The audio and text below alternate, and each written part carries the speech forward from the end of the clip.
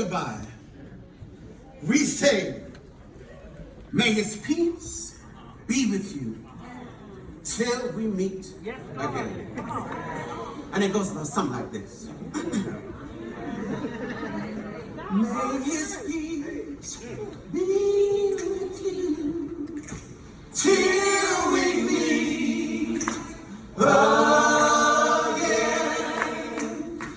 May his peace be with you till we meet again. Will we reach that distant shore? Sing it if you know it, sing it if you know it. And we shall see no more. May he give you strength to endure till we meet again. Till we meet again. One more time. Till we meet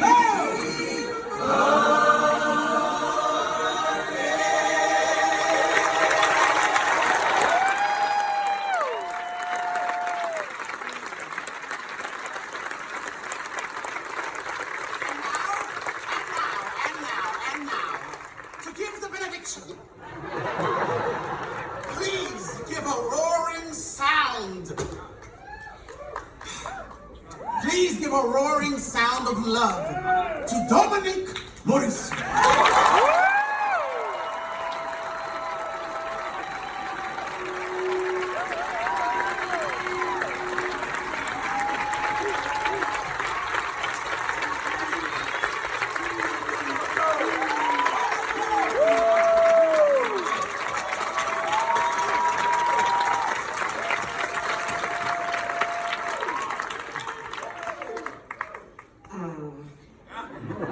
It's hot as hell. New respect.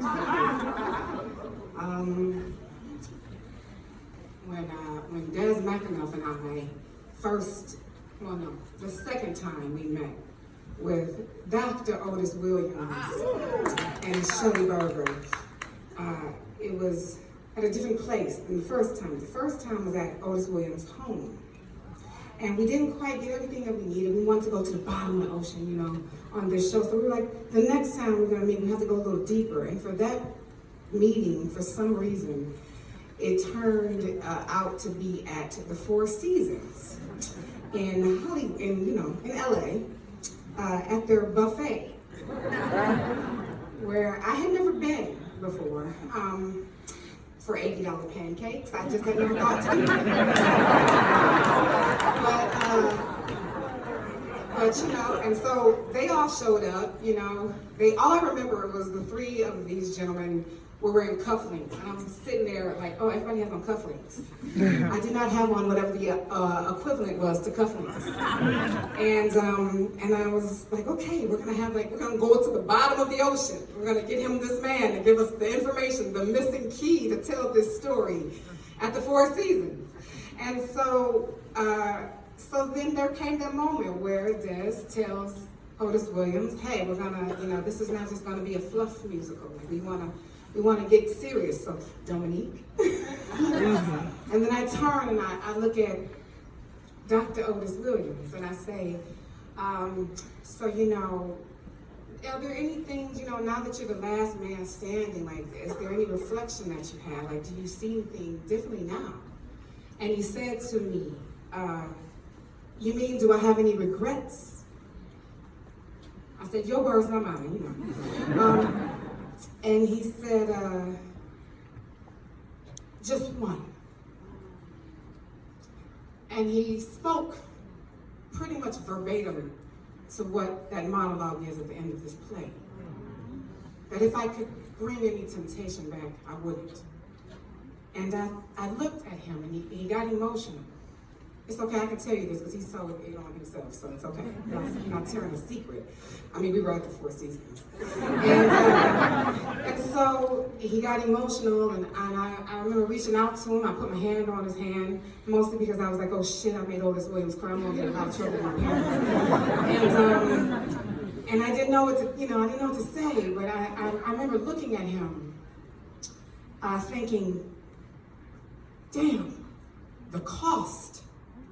This was expensive to do this work. It's expensive. It's not easy.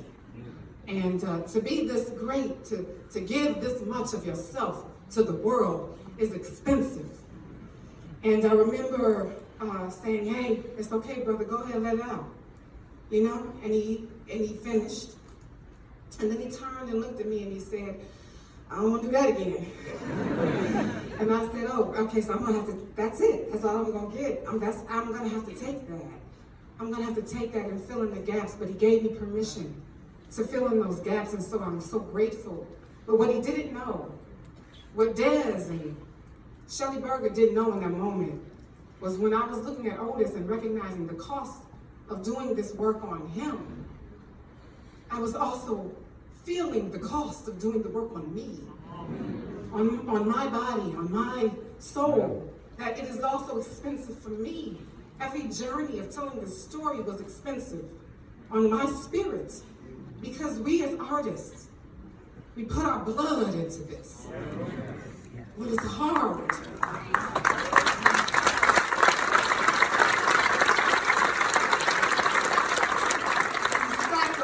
On the way up the mountain, and we lose people along the way.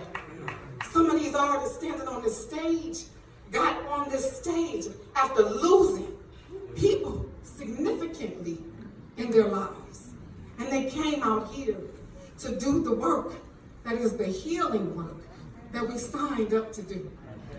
And so I remember that cost, because I remember what it takes to become a show that breaks box office records at every theater. Woo!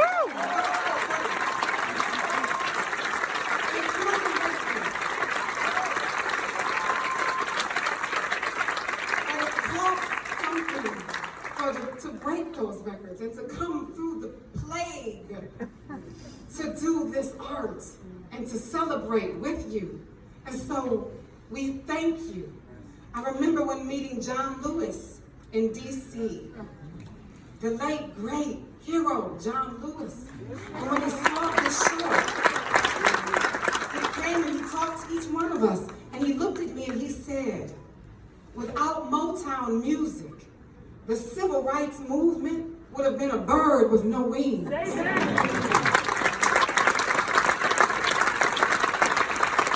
this music, this art, this is humanity. This is what brings together divided nation. This is what we came to do after a year of 2020.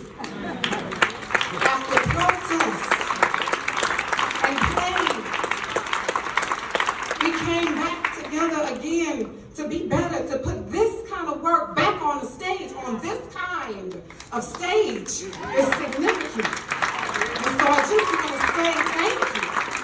Thank you to every artist on this stage, every single musician, every caregiver, everyone that's Saint named in this room, that puts their blood, that shows up to do the healing work, because our bridges divided people. And all I ask of you as we work our way up the mountain, because we never know who's listening to our musical and hating us. We never know who's singing along. We never know what's going on in the world. But when we're in this theater, when we're in this room together, we are a common heartbeat. We are a united people. And so I thank you for showing up. And I implore you to keep calling for this kind of work, to be on these kinds